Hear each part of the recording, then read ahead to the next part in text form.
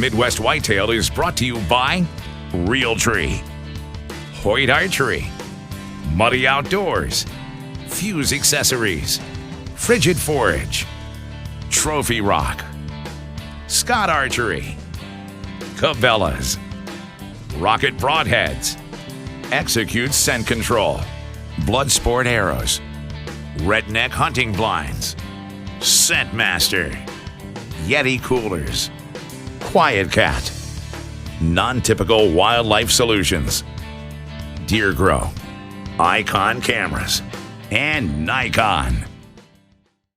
Welcome to Midwest Whitetail. On today's episode, I've got one more short shooting tip, and that will wrap up that whole series on how to shoot your bow better. And we're going to start talking about how to create and how to hunt poor man plots today also. And that will extend over the next couple of episodes, and we'll probably wrap up most of the primary focus of the rest of the off-season series is going to be on these poor man plots. So let's talk about shooting one more time here. And this is a tip that is going to be really helpful to anybody. I've been talking a lot about how to make a surprise release and the importance of that and how to aim.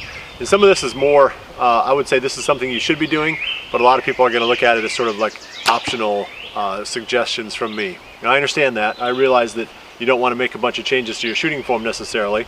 Now's the time to do it though. You got the whole summer to get this stuff kind of incorporated so it's natural and you're doing it correctly. So I'm going to assume for a second that maybe you're not going to follow the tips that I've had so far in the two episodes that came before this one.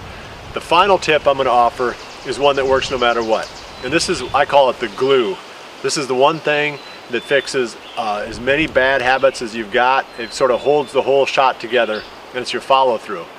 And whether you're commanding the shot, by pulling the trigger when you say now inside your head, or whether you're squeezing the shot like I've been talking about, it's going to be an effective tip in either situation. The main thing is keep the bow as close to aiming at the spot you're trying to hit as you can until the arrow hits, and keep your focus as much as you can on that spot until the arrow hits as you can. So you're basically going to continue to aim physically and mentally until the arrow hits. And by doing so, like I said, you sort of override a lot of other bad habits. And you can make good shots even without perfect mechanics. You're not going to be able to shoot really effectively at long ranges, but you're going to be able to kill deer at normal bow hunting distances. So let me focus on that. All I'm going to do is hold my bow arm up. Keep it on the target until the arrow hits.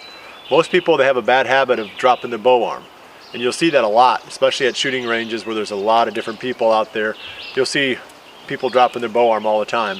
And that's a really bad fault, because whatever you're doing after the shot is starting to happen during the shot. So you're just getting a lot less consistency built in. So let me show you how to do a follow through, and then we'll move on and we'll take a look at some food plots.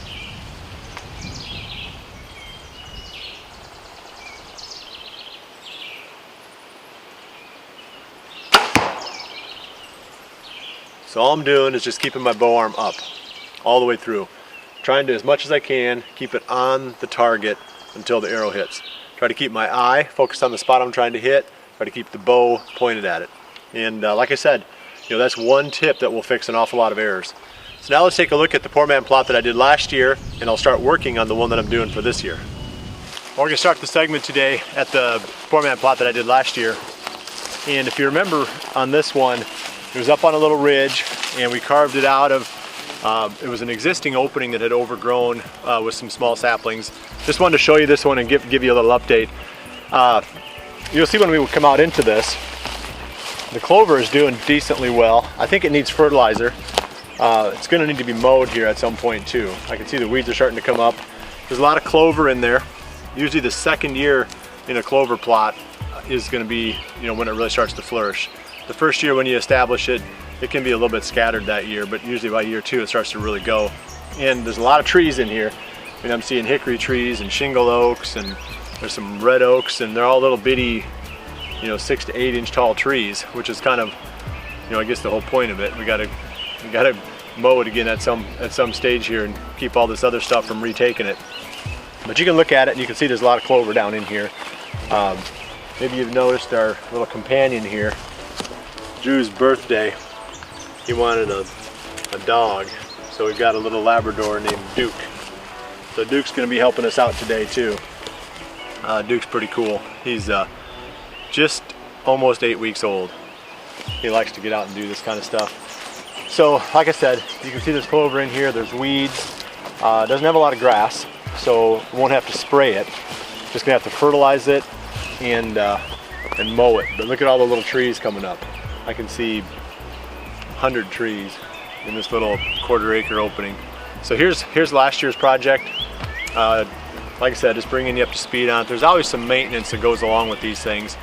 You know, regardless of whether they're poor man plot or traditional food plots, you're gonna have to do the same things, and that means mowing. With the poor man plot, it's a little bit trickier because sometimes you're gonna have to bring in something like a push mower or maybe even a riding lawn mower set on the high setting, or if you're really fancy, you might use some kind of a push behind brush mower. But whatever you use, you do have to mow it. So, like I said, we'll be coming back and hitting this again in a few weeks. Definitely needs fertilizer. I can see that now. Clover's down there. You can see clover everywhere, but it's just not very tall. This spot should be good for hunting this year. Last year was a little bit thin. The clover wasn't really coming in that thick. I'd say it'll be ready to go this year. Hopefully we get a buck in this area that we'd like to shoot, and this will be the place we go after him. Now I'm at the spot where I'm going to do the poor man plot for this season, and this is kind of a classic spot that you should run into quite a bit throughout the Midwest. You've got a ridge top here, and it starts to get narrower and narrower as it goes out toward the point. And the farmers now, they use bigger equipment than they used to even 5 or 10 years ago. So they don't want to go back into the very tips of these points anymore and turn around. Their equipment just doesn't fit. So they tend to swing a big arc, and they leave these little back corners unplanted. They can be small, they can be 1/4 of an acre. This one's probably somewhere between 1/4 of an acre and 1/2 an acre. Real common of what you find all over the Midwest now in the back end of these points. They're perfect spots for a poor man plot. They also serve a second purpose. They are perfect spots for what we call the staging area food plots, where the deer come out into a smaller area right after they get out of their beds, and they mill around there a little bit as they're waiting for it to get closer to evening. Then they'll work through those small food plots and out into the larger ag fields. So anytime you can put a small food plot between a bedding area and a larger feeding area, you've got what I call these staging area food plots. They work really well because they're easy to hunt. Generally speaking, you can sneak into them real easy in the afternoon, and the deer will usually feed past you and out into the larger field before you have to climb down and leave in the evening. So these are probably the easiest of all the feeding area type stand strategies that you can hunt. You don't have to have quite as delicate of an exit strategy as you would have if you were hunting the larger field where the deer are going to still be after dark. So anyway, that's what we got here. Let me walk through the steps of these poor man plots. We've done them, I think, every year now for the past 3 or 4 years here on Midwest Whitetail. So there's a lot of footage and a lot of episodes where you can go back to prior years and watch these. It's a great improvement that you can make to your hunting area, whether you own it or whether you hunt on permission. And some people are even doing it on public land. You probably want to check your regulations to make sure that that's legal. But I know a number of people who are putting these little small poor man plots in on public land.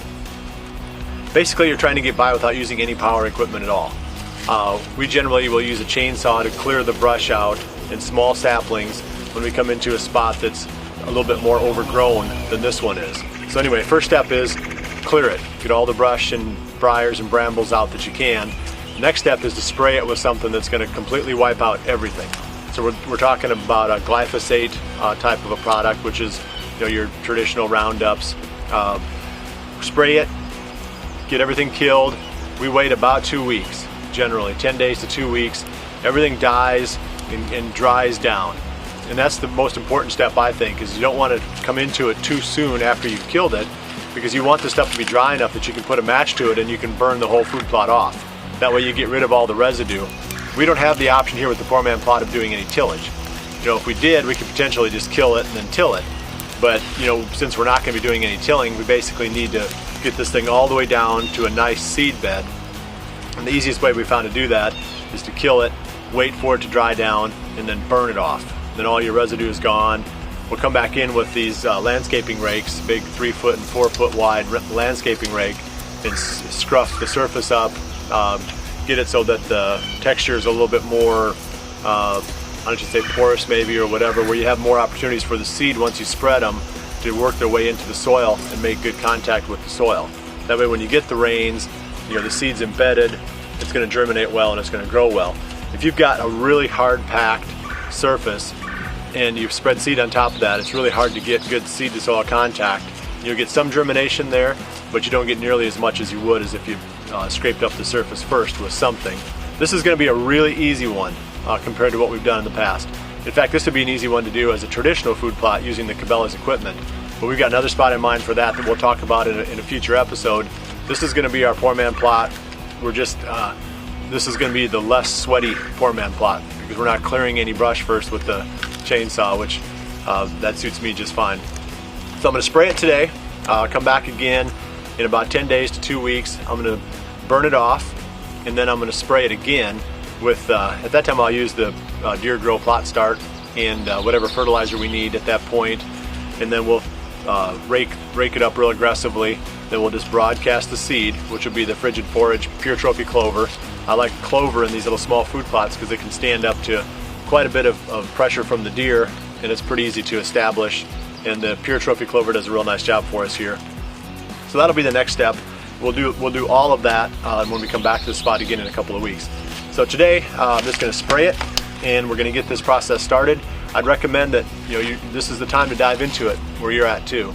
This is not hard, and it's not rocket science. Everybody pretty much knows how to do this stuff now. If you stop by any co-op and just say, hey, I've got a 1/4 acre spot I want to kill, what do I need to spray on it?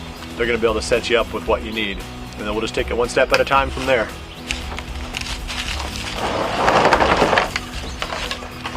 Normally you do a soil test as part of this process too, but we have done so many soil tests on this farm, we got a pretty good idea of what we're dealing with on these ridges. We're going to be a little bit low on pH, and that's where the plot start comes in. And we know that our P and K is always going to be something that you can't have too much of when you're planting clover. So we're just going to go ahead and hit it with a dose of P and K. Nitrogen is the only thing we're not going to put on this because the clover doesn't need it. It creates its own nitrogen, but it does need the potassium and the phosphorus. So we're going to put those on in a pretty heavy amount. It's a small plot, like I said, so not like you're looking at a lot of money to do a good job of taking care of it. So we'll fertilize it heavy, spray the plot start on it, which will take care of some of the pH aspects of this spot, and then we'll get the seed down. But if you're going to do a traditional soil test, this would be the stage probably where you would do that. When you've selected the location, you've gone in and sprayed it, you'd have to dig up a few spots within there and take the soil into your local co-op, or you can go to frigidforage.com and they've got soil test kits. And you can just get one of those. It's already got the mailing, the shipping attached to it, so you just package it up and then send it off to the lab, and they'll send you your results back just within a few days. So like I said, that's the more standard approach. We've just done it so many times here that we know kind of a shortcut what we're going to need to put on here.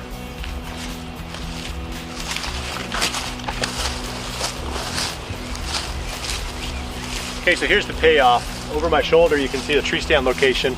This is the spot where I shot Curly back in 2013. It was a really nice 10-pointer that we got on trail camera right at the end of the season and into the late season, or the postseason, and hopefully he sticks around. This would be a natural spot to kill him. That stand location didn't really work that well. I mean, obviously the tree's dead now, which is a big negative. You don't want to put stands or hunt stands that are in dead trees because branches can break off and fall if the wind kicks up, and sometimes the tree itself can even fall. So that's not a good option. The other bad thing about this is it's just right on the edge of the plot. And I feel like when the deer step out, they're going to be particularly careful for a while studying, and then they're going to move out and get comfortable. So I want to be further into the plot and further off from the edge. And if I look out there, I can see a couple of trees, big oak trees that are about 20 yards, 15 to 20 yards off the plot. And those are better options for this spot, because when the deer comes out and studies it, he's not going to see you right away like he would if we were up in this tree, and like he did. Curly actually saw me up in there. So that's kind of one of the basic philosophies of hunting these small plots. I don't like to hunt where the deer come out into the plot. I like to hunt the opposite side, where the deer come through or work their way toward as they're feeding out into the plot. That way you can hunt it with a wind that works for you. It's blowing away from the deer and away from the plot, and the deer are a little bit more comfortable by the time they get to you. So that's how we'll be hunting this. Those tree stands are going to come down. We're going to stick a couple of muddies up in those big oaks over there, and I'm sure we'll bring you some segments from this spot this fall. I'm excited about it already. And so is Duke.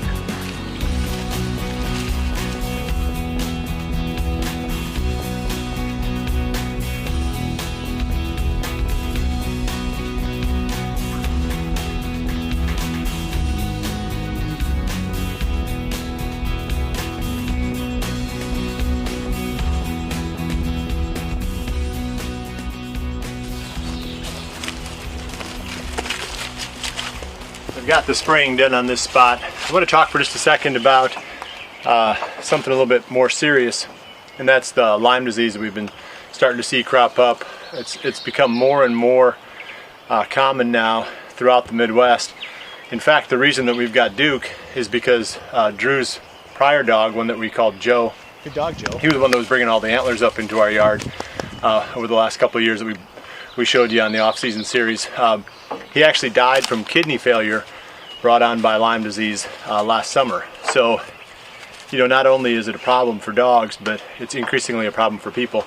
So just make sure if you're going out in really any place nowadays where ticks are fairly common, that you're wearing some type of protection like the Cabela's insect defense clothing. I know the guys that are turkey hunting every day, the guys in my office, they won't go out without that stuff. So it's a great investment. Lyme disease is serious stuff. People die from it. People become seriously handicapped and seriously impaired from Lyme disease. And it's preventable. All you got to do is keep the ticks off you. So take advantage of the opportunity, pick up some of that Cabela's insect defense clothing.